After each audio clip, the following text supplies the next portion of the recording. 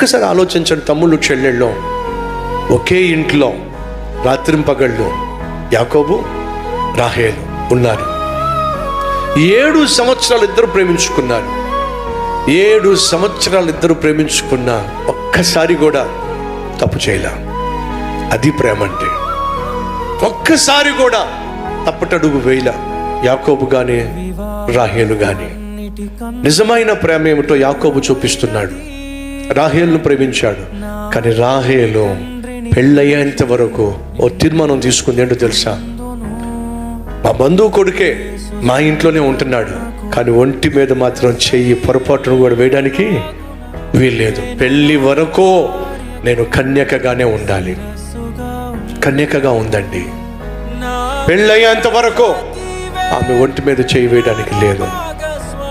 యాకోబు పరిశుద్ధంగా ఉన్నాడండి. వీళ్ళిద్దరూ కలిసి ఎవరికి జన్మనిచ్చారో తెలుసా?